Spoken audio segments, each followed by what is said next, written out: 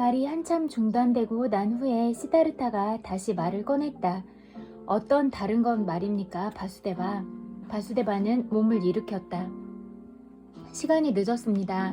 이제 잠자리에 들도록 합시다. 친구여, 나는 당신께 다른 것을 말해줄 수 없습니다. 당신은 그것을 배우게 될 것입니다. 어쩌면 이미 알고 있는지도 모릅니다. 보십시오.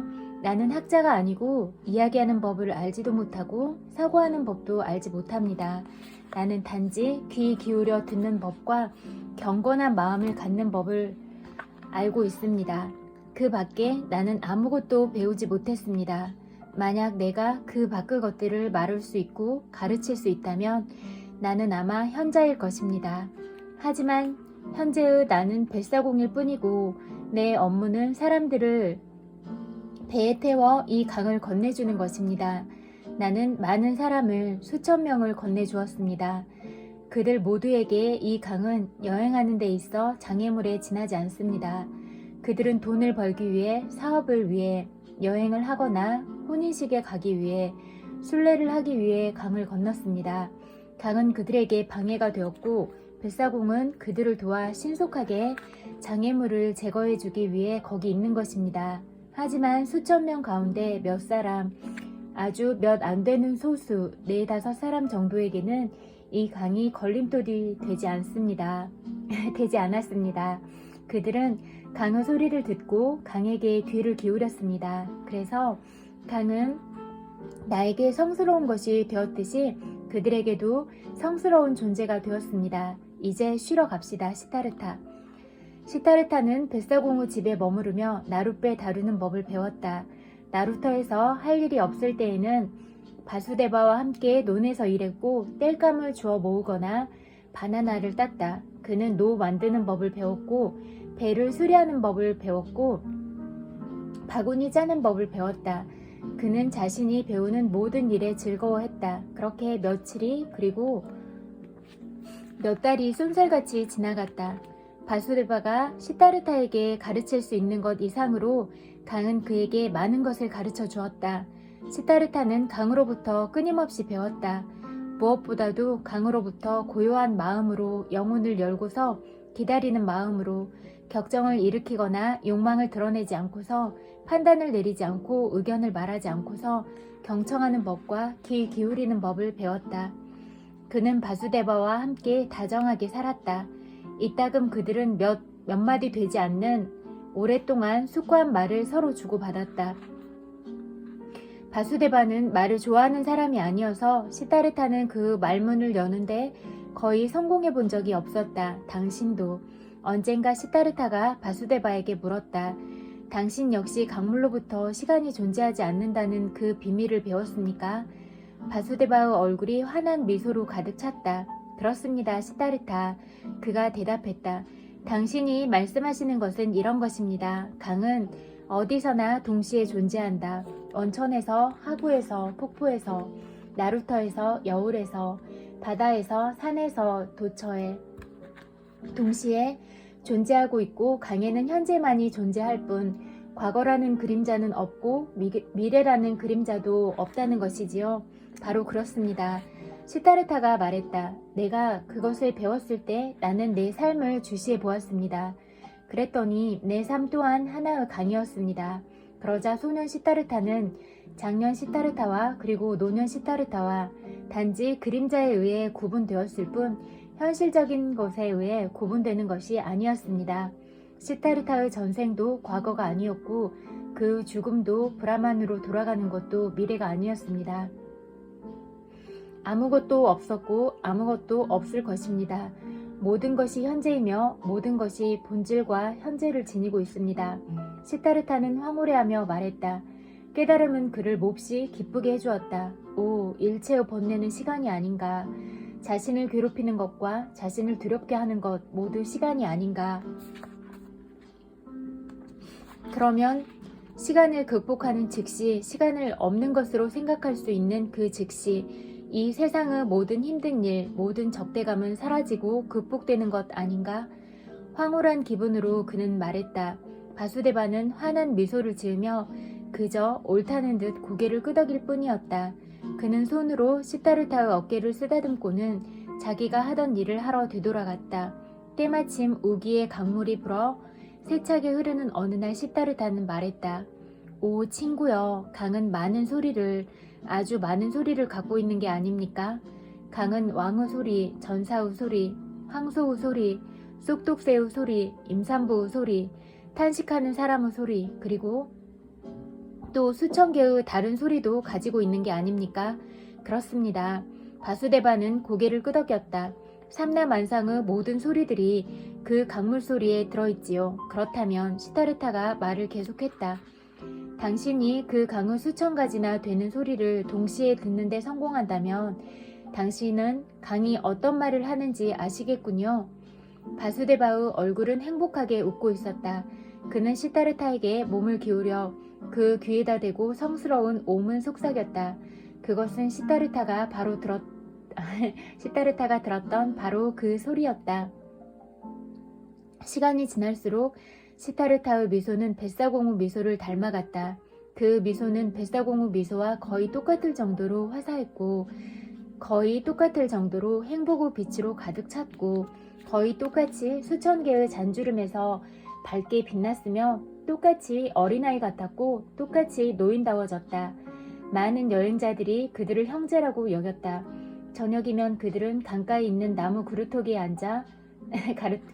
함께 앉아 아무 말도 하지 않고서 강물에 귀를 기울였는데 강물은 그들에게 물이 아니라 삶의 소리요, 현존하는 것의 소리이자 영원히 생성되는 것의 소리였다.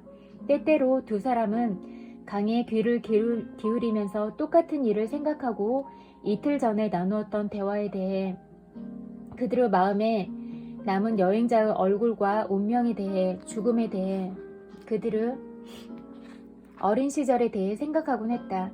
강물이 그들 두 사람에게 어떤 좋은 것을 이야기해 줄 때면 그들은 같은 순간에 서로를 바라보고 같은 것을 생각하면서 같은 질문에 똑같은 대답을 하는 것에 행복해하는 일도 있었다. 그 나루터와 두 뱃사공에게서는 무언가 이상한 분위기가 감돌아 여행자들 중 몇몇은 그것을 감지하기도 했다. 그래서 이따금 여행자는 뱃사공들 중 한 사람의 얼굴을 바라보다가 자신의 인생에 대해, 괴로움에 대해 이야기하거나 악한 짓을 고백하고 위로와 충고를 간청했다. 어떤 이는 그들 집에 하룻밤 머물며 강물 소리를 듣게 해달라고 부탁하기도 했다. 호기심 많은 사람들 중에는 나루터의 2명의 현자나 마법사 아니면 성자가 살고 있다는 말을 듣고 찾아오는 이도 있었다. 그들은 호기심에 많은 질문을 했지만 아무런 답도 듣지 못했다. 그들은 마술사도 현자도 발견하지 못했고 단지 말 없고 이상하고 멍청해 보이는 늙고 친절하며 평범한 두 노인만 발견했을 뿐이다. 그래서 호기심 많은 사람들은 웃음을 터뜨렸고 어수룩한 사람들이 그런 헛소리를 퍼뜨린다고 이야기했다. 세월은 덧없이 흘러갔으나 두 사람은 그것을 헤아리지 않았다. 그러던 어느 날 부타 고타마의 제자인 승려들이 순례를 하다가 그곳으로 와서 강을 건네줄 것을 부탁했다. 뱃사공들은 승려들로부터 세종께서 위독하여 곧 최후를 맞이하실 것이며 열반에 들게 될 것이라는 소식을 전해 들었다. 얼마 지나지 않아 또 다른 승려들이 왔으며 뒤이어 또 한 무리가 왔는데 승려들뿐만 아니라 대부분의 여행자들과 나그네들도 오직 고타마와 그 임박한 죽음에 대해서만 이야기했다. 마치 전사들이 출정하거나 사람들이 왕의 대관식에 개미떼같이 몰려드는 것처럼 사람들은 마술에 걸린 듯 위대한 붓다가 자신의 입적을 기다리는 곳, 어마어마한 일이 일어나고 한 시대의 위대한 완성자가 열반으로 입적하게 될 그곳으로 몰려들었다. 시타르타는 죽어가는 현자, 위대한 스승을 생각했다. 중생을 훈계하고 수십만 명의 사람들을 일깨워준 그 음성, 일찍이 자기가 귀 기울여 들었던 그 음성, 일찍이 자기가 경외하면서 바라보았던 성스러운 얼굴을 생각하고 있었다. 시타르타는 정다운 마음으로 그분을 생각하고 그분이 완성할 길을 눈앞에 그려보고 그가 일찍이 젊었을 때 그분 세종께 했던 말을 미소 지으면서 생각해 보았다. 그것은 거만하고 건방진 말이었던 것 같다고 회상하고는 미소 지었다. 이미 오래전에 그는 고타마의 가르침을 그대로 받아들일 수는 없었지만 그와 결별한 게 아니라는 것을 알고 있었다. 아니, 진실로 구하는 자, 진실로 찾고자 하는 자는 아무런 가르침도 받아들일 수 없는 법이다.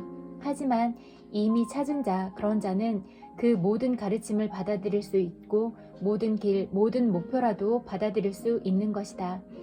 그런 사람은 영혼 속에 살면서 신성한 것을 호흡하는 수천의 다른 모든 사람들과 결코 다를 바 없었다. 그토록 많은 사람들이 입적을 앞둔 붓다를 찾아뵈려고 먼 길을 걸어가던 어느 날, 한때 가장 아름다운 매춘부였던 카말라도 붓다에게 순례하러 가고 있었다. 오래전에 그녀는 이전 생활을 청산하고 고타마의 제자인 승려들에게 유언을 헌납하고 가르침에 귀의하여 순례자들의 친구이자 자선가들의 일원이 되었다. 그녀는 고타마의 입적이 임박했다는 소식을 듣고는 아들인 소녀 시타르타와 함께 간소한 옷차림으로 걸어서 길을 떠났다. 그녀는 어린 아들과 함께 길을 가던 도중에 강가에 당도했다. 소녀는 지쳐서 집으로 돌아가자고 애원했고, 쉬자고 애원했고, 먹을 것을 달라고 애원했고, 뻗대고 울먹였다. 카말라는 아들 때문에 발걸음을 멈추고 쉴 수밖에 없었다. 소녀는 어머니의 뜻을 거슬러 자기의 욕구를 주장하는 데 습관이 들어서 그녀는 먹을 것을 주어야만 했고 달래주어야만 했고 그를 꾸짖지 않을 수 없었다. 그 아이는 왜 어머니와 그렇게 힘들고 슬픈 순례길에 올라야만 하는지 알지 못했다. 왜 성인이라 불리며 이제 죽음에 임박한 낯선 사람을 찾아 낯선 곳으로 가야 하는지 도무지 납득하지 못했다. 그 사람이 죽든 말든 그것이 자기와 무슨 상관이란 말인가. 그들이 바수데바의 나루터에서 멀지 않은 곳에 이르렀을 때 어린 시타르타는 또 다시 자신의 어머니에게 쉬자고 억지를 부렸다. 지친 카말라는 아이가 바나나 한 개를 먹는 동안 땅바닥에 웅크리고 앉아 잠시 눈을 감고 쉬었다. 그때 갑자기 그녀가 애초롭게 비명을 질렀다. 소년이 깜짝 놀라 어머니를 쳐다보니 얼굴이 공포에 질려 창백해져 있었으며 옷자락에서는 검은색 뱀 한 마리가 스르륵 빠져나왔다. 카말라는 뱀에게 물린 것이었다. 두 사람은 도움을 청하기 위해 급히 나루터 근처까지 달려갔다. 카말라는 그곳에서 맥없이 쓰러져 더 이상 갈 수가 없었다. 소녀는 비명을 질러대며 어머니에게 입을 멈추고 목을 껴안았다. 카말라도 이 아이와 함께 도와달라고 크게 소리질렀다. 마침내 그 소리가 나루터 부근에 있던 바수데바의 귀에까지 들리게 되었다. 그는 재빨리 뛰어가 여자를 배에 실었고 곧 소년도 달려와 그들은 머지않아 오두막에 도착했다. 시타르타는 아궁이에 불을 지피고 있었다. 그는 먼저 소년의 얼굴을 주시했다. 기이하게도 그 아이의 얼굴은 시타르타에게 옛 기억을 떠올리게 했고 잊어버린 것을 생각하게 했다. 그는 카말라를 쳐다보았다. 비록 의식을 잃은 채 사공의 팔에 안겨 있었지만 그는 단번에 그녀를 알아보았다. 그리고 자신에게 잊어버린 것을 떠올리게 한 얼굴의 아이가 자신의 아들이라는 것을 알았다. 그 가슴 속에서 심장이 세차게 고동쳤다. 카말라의 상처를 물로 씻어냈지만 이미 검게 변해버렸고 그녀의 몸은 부어올랐다. 입안에 몰약을 넣자 겨우 의식이 돌아온 그녀는 시타르타의 침상에 눕혀졌다. 그리고 한때 그녀를 그리도 사랑했던 시타르타가 여인의 위로 몸을 굽힌 채 서 있었다. 그녀는 꾸민 듯 미소를 지으며 옛 예인의 얼굴을 바라보았다. 그리고 한참 만에야 그녀는 자신이 뱀에게 물린 것을 기억하고는 걱정스레 아들을 찾았다. 그 아이는 당신 곁에 있으니 걱정하지 마시오. 시타르타가 말했다. 카말라는 시타르타의 눈을 들여다보았다. 그녀는 독에 마비되어 잘 움직이지 않는 혀로 말했다. 당신 늙었군요. 백발이 다 되었어요. 하지만 당신의 모습은 그 옛날 옷도 없이 먼지 낀 맨발로 나를 찾아 요원으로 온 그 젊은 사마나와 똑같아요. 당신이 나와 카마스 바비를 떠난 그때보다도 지금이 훨씬 그때의 사마나와 닮았어요. 시타르타, 당신은 그와 눈이 닮았어요. 아, 나도 늙었지요? 이렇게 늙었는데도 나를 알아볼 수 있었나요? 시타르타는 웃었다. 단번에 당신을 알아보았소. 사랑하는 카말라. 카말라는 자신의 아들을 가리키며 말했다. 이 아이도 알아보았나요? 당신 아들이에요. 그녀의 눈이 초점을 잃고 어찌할 바를 모르더니 이내 감겨버렸다.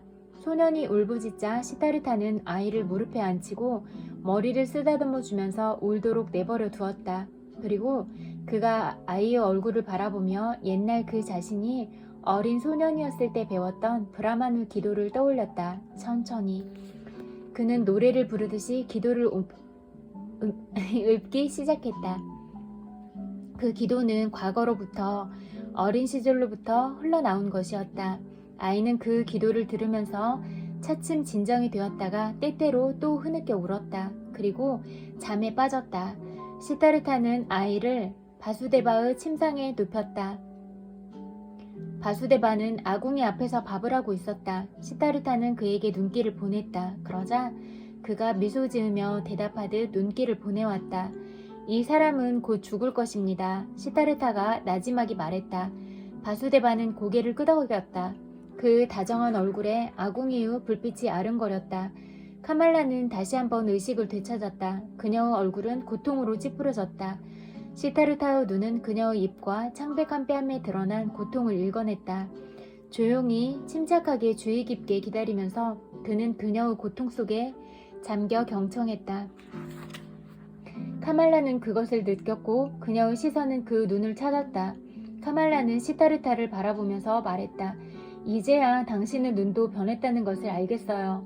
눈이 아주 달라졌어요. 당신이 시타르타라는 것을 내가 어떻게 알았을까요? 당신은 시타르타이며 시타르타가 아니기도 해요. 시타르타는 말하지 않고 잠자코 그녀의 눈을 들여다보았다. 당신은 그것을 얻으셨나요? 카말라가 물었다. 당신은 평화를 얻으셨나요? 그가 웃었고 자기의 손을 그녀의 손에 얹었다. 그게 보이네요. 그녀가 말했다. 그게 보여요. 나도 평화를 얻은 거예요. 당신은 그것을 얻었소. 시타르타가 속삭이며 말했다. 카말라는 꼼짝 않고서 그 눈을 바라보았다. 그녀는 완성자의 얼굴을 보기 위해 그 평화를 호흡하기 위해 고타마에게 순례를 가고자 했던 것을 떠올렸다. 그리고 자기가 고타마 대신 시타르타를 만난 것을 생각했고 그것은 고타마를 만나기라도 한 것처럼 좋고 잘된 일이라고 생각했다. 그녀는 그 사실을 시타르타에게 말하려고 했으나 혀가 더 이상 그녀의 의지를 따라주지 않았다. 아무 말도 못하고 카말라는 그를 바라보고만 있었다. 시타르타는 그녀의 눈에서 생명이 꺼져가는 것을 보았다.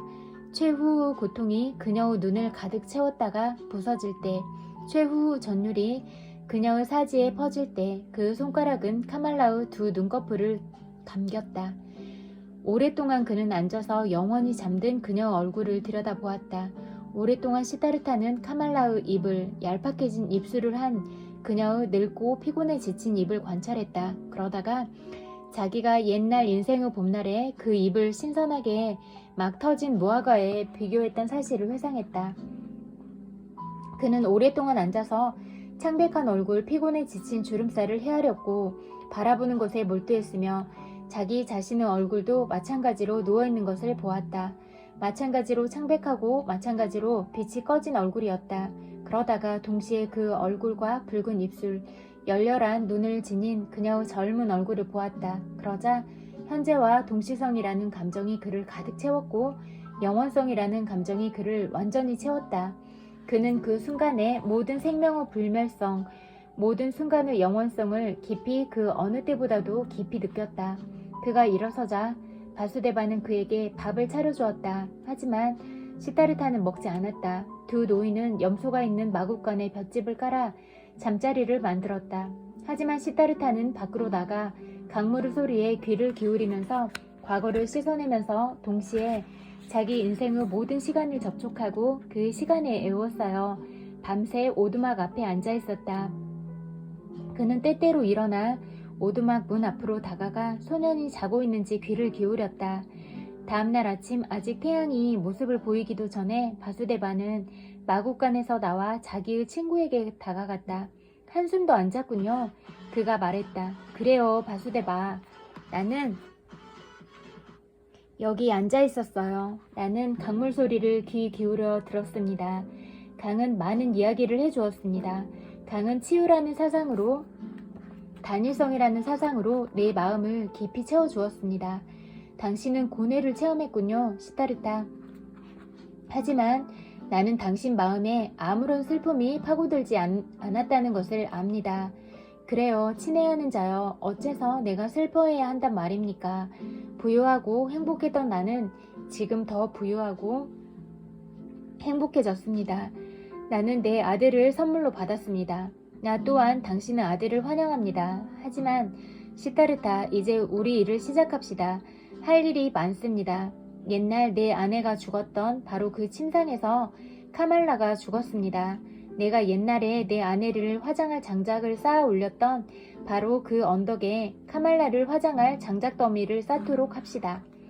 소년이 아직 잠을 자고 있는 동안에 그들은 화장할 장작 더미를 쌓았다. 아들. 소년은 겁먹은 듯 울먹이면서 어머니의 장례식에 참석했다. 시타르타는 소년을 아들로 맞이하고 바수데바의 오두막집에서 같이 살자고 말했다. 하지만 소년은 그 말을 침울하고 겁먹은 태도로 듣고만 있었다. 소년은 창백한 얼굴로 종일토록 고인의 무덤 앞에 앉아서 아무것도 먹지 않고 눈을 감은 채 마음의 문을 닫고는 운명에 저항했다. 시타르타는 아이를 보살펴 주었고 그가 하는 대로 내버려 두었다. 그는 아이의 슬픔을 존중했다. 시타르타는 아들이 자기를 알지 못한다는 것을, 아들이 자기를 아버지로서 사랑할 수 없다는 것을 이해했다. 그는 이 11살짜리 소년이 버릇없고 부유한 생활에 익숙하며 값비싼 음식과 푹신한 침대에 길들여져 있고 하인을 부리며 생활해 왔다는 사실도 서서히 알게 되었고 이해하게 되었다. 시타르타는 버릇없는 이 아이가 갑작스레 닥친 어머니의 죽음, 낯선 환경, 가난을 선선히 받아들일 수 없다는 것을 이해했다. 그는 소년에게 강요하지 않았고 아이를 위해 많은 일을 했고 아이를 위해서라면 항상 가장 좋은 음식을 마련했다. 그는 다정하게 참고 기다림으로써 천천히 아이의 마음을 얻게 될 것이라고 기대했다. 소년이 자신에게로 왔을 때 시타르타는 스스로가 부자이며 행복하다고 생각했다. 그러자 시간이 흘러도 소년 여전히 그곳을 낯설어하고 거만하고 반항적인 모습에 아무 일도 하려 들지 않고 어른들에게 존경심을 나타내지 않으며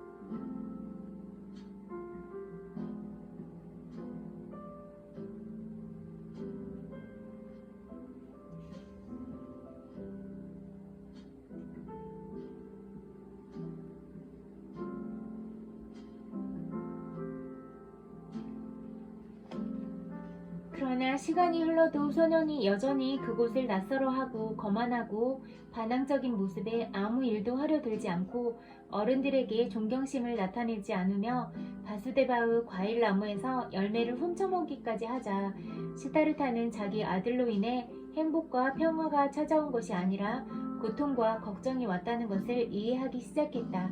하지만 그는 소년을 사랑했다. 그래서 그는 소년 없이 행복과 기쁨을 누리기보다 차라리 사랑의 고통을 겪고 그로 인해 비롯된 근심과 걱정을 하는 편이 더 낫다고 생각했다.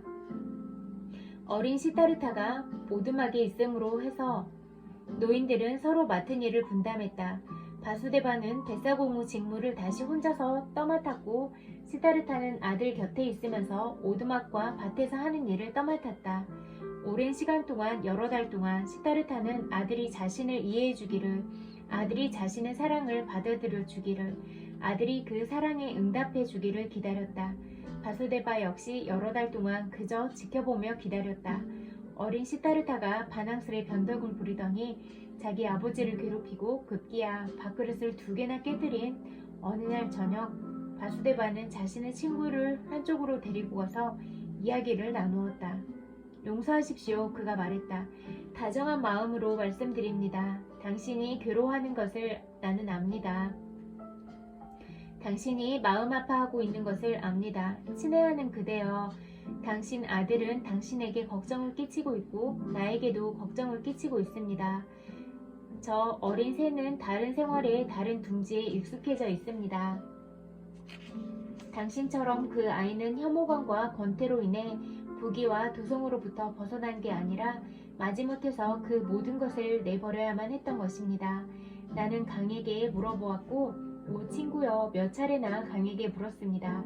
하지만 강은 웃었습니다. 강은 나를 비웃었습니다.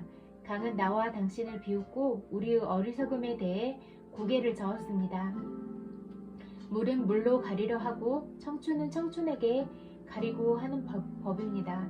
당신 아들은 마음대로 성장할 수 있는 곳에 있지 않습니다. 당신도 강물에게 물어보고 당신도 강물의 소리에 귀 기울여 보십시오. 시타르타는 걱정 가득한 얼굴로 친구를 바라보았다. 다정한 친구 얼굴에 잡혀있는 주름살에는 예의 변함없이 명랑함이 깃들어 있었다. 내가 그 아이와 헤어질 수 있을까요? 시타르타가 낮은 목소리로 겸연쩍 하면서 말했다. 내게 시간을 좀 주십시오. 친애하는 친구여, 보십시오. 나는 그 아이를 위해서 싸우고 있습니다. 나는 그 아이의 마음을 얻으려고 애쓰고 있습니다. 사랑과 다정한 인내심으로 나는 그 아이를 붙잡으려고 합니다. 언젠가 그 아이에게도 강물 소리가 들리게 될 것입니다.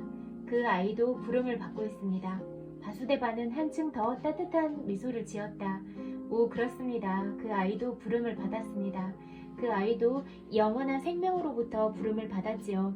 하지만 당신과 내가 그 아이가 무엇을 위해 어떤 길로, 어떤 행위로, 어떤 고통으로 가도록 부름을 받은 것인지 대체 알기나 하는 걸까요? 그 아이의 번뇌는 적지 않을 것입니다. 정말이지 그 아이의 마음은 거만하고 강팍합니다. 그런 아이들은 많은 번뇌를 겪고 많이 방황하고 부정한 짓을 많이 행하고 많은 죄업을 짊어질 수밖에 없습니다. 나에게 말해보십시오. 사랑하는 친구여, 당신은 아들을 가르치고 있지 않습니까? 아들에게 강요하고 있지는 않습니까? 아들을 때리는 것은 아닙니까? 아들을 벌주는 것은 아닙니까? 아닙니다. 바수데바. 나는 그 모든 일을 하고 있지 않습니다. 알고 있었습니다. 당신은 아들에게 강요하지 않고 때리지도 않고 명령하지도 않습니다. 부드러움이 단단함보다도 더 강하다는 것을, 물이 바위보다도 더 강하다는 것을, 사랑이 폭력보다도 더 강하다는 것을 당신은